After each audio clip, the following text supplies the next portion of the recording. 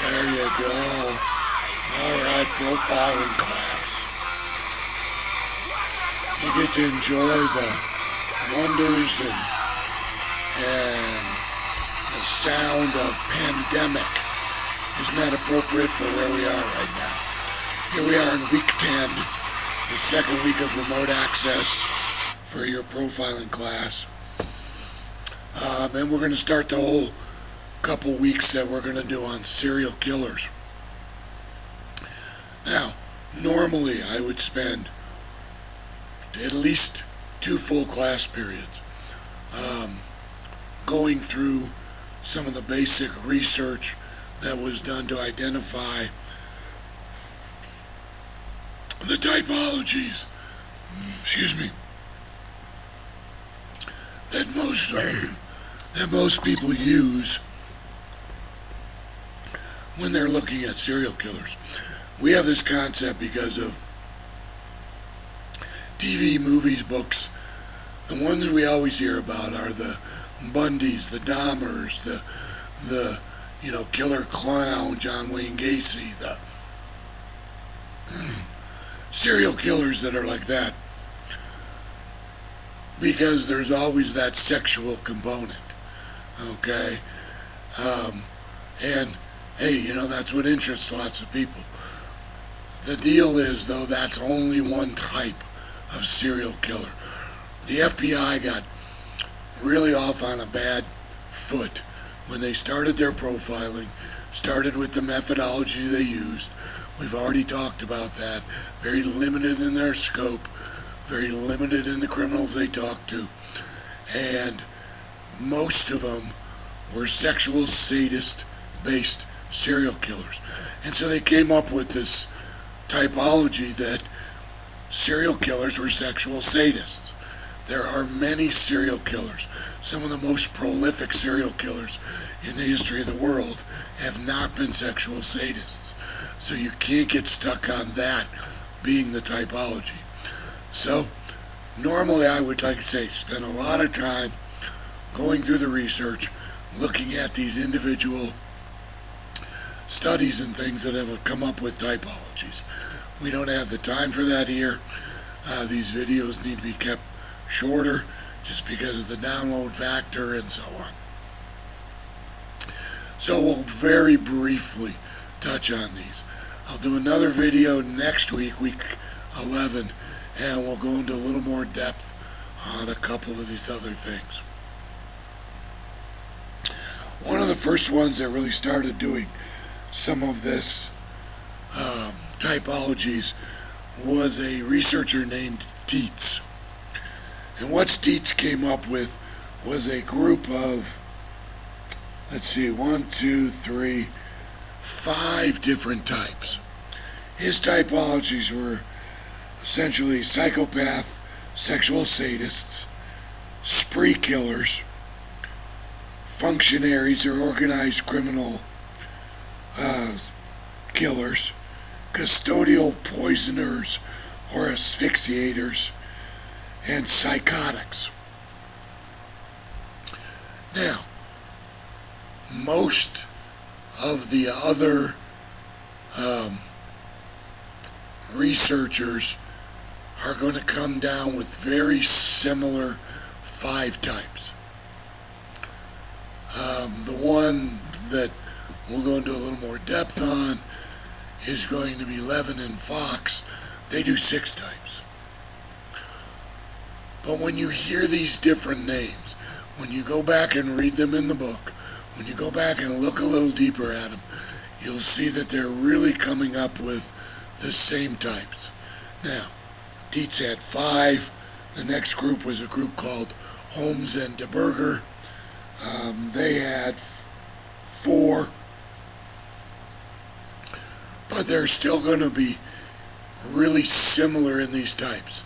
They may just do a subcategory here.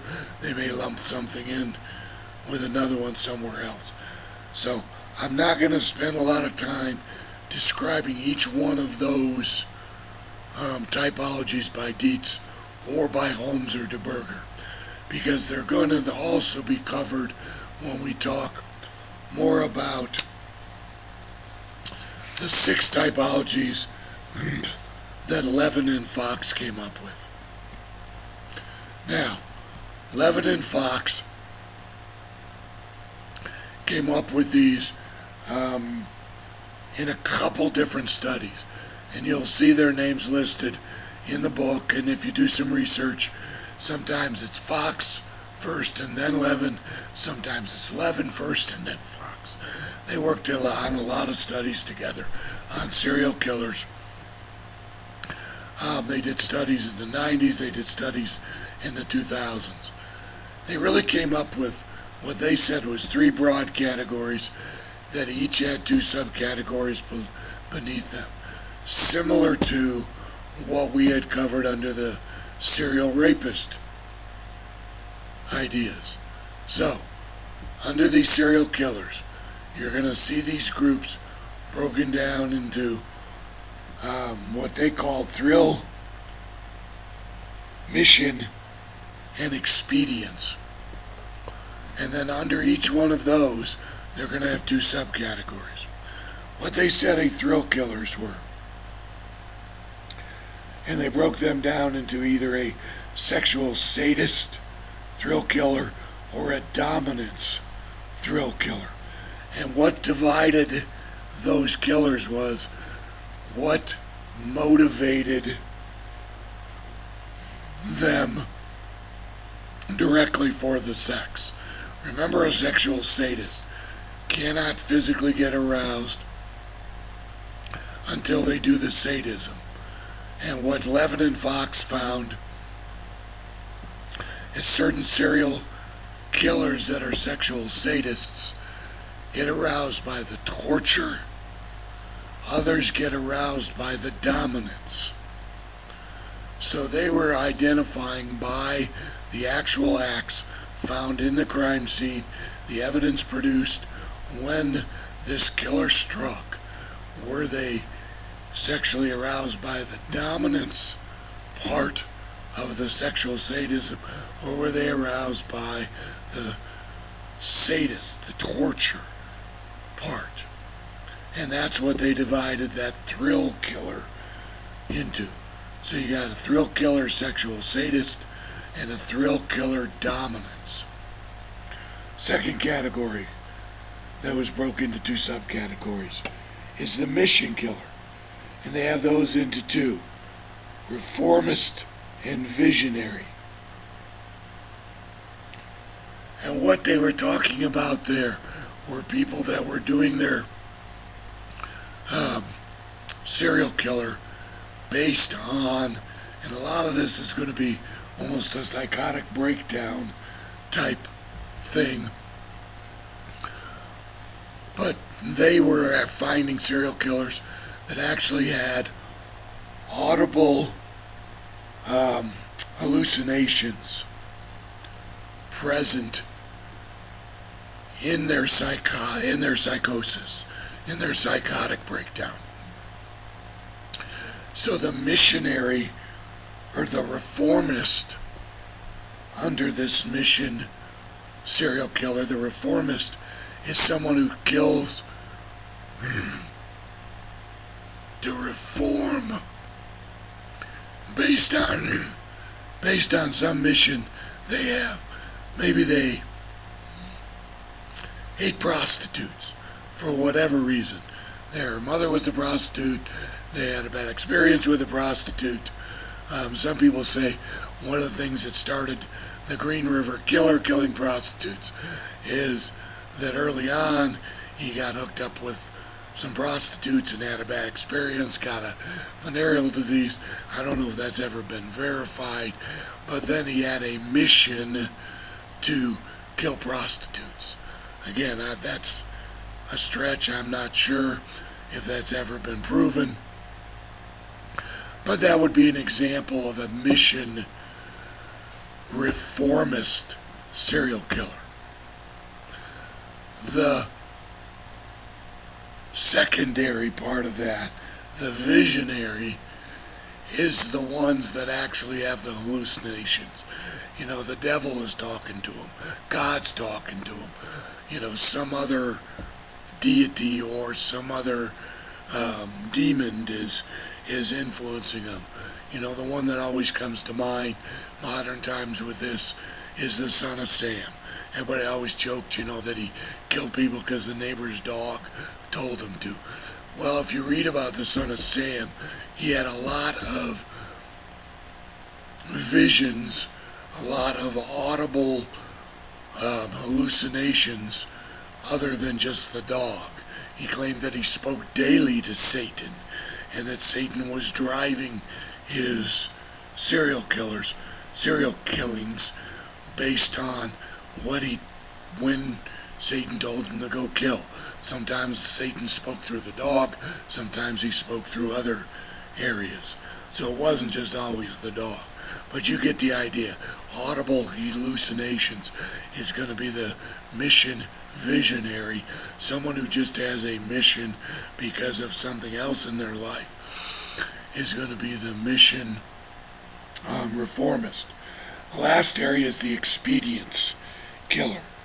And this is going to be broken down into two areas, profit and protection.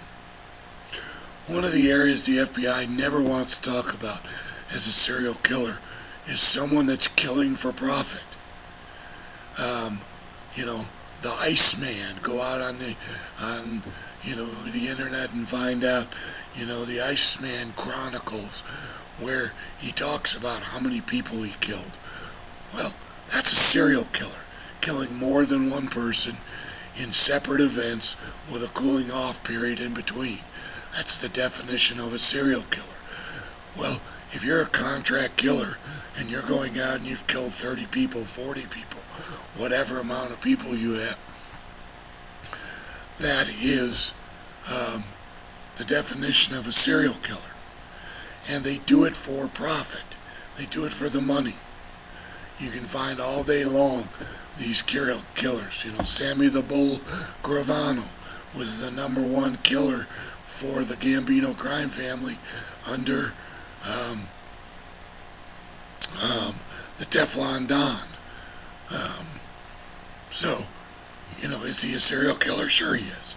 He fits the definition. The fact that he did it for money doesn't make him any less of a serial killer. And then under this expedience, you also have the protection serial killers. There are people that are involved in organized crime. There are people that are involved in their own crimes, that as a portion of their crime, they kill witnesses, they kill their victims for no other reason than their own personal protection. They want to be protected from obviously being caught, and so they will kill as a part of their crime MO to protect themselves from being caught. That's an expedience protection serial killer. Killing people, cooling off period in between more than one person. Now, because of the shortness of time, I didn't go into a lot of the in-depth in these 6 categories.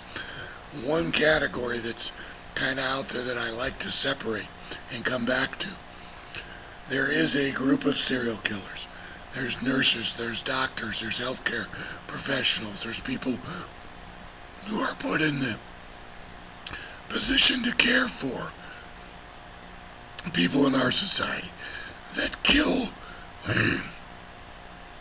They like to say that they're killing, they're the mercy killers.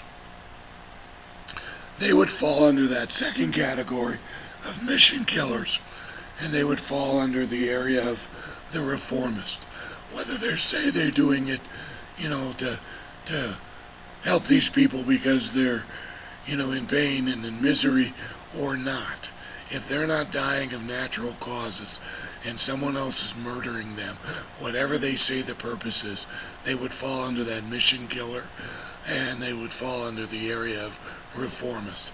They're doing it for a cause, for their purpose.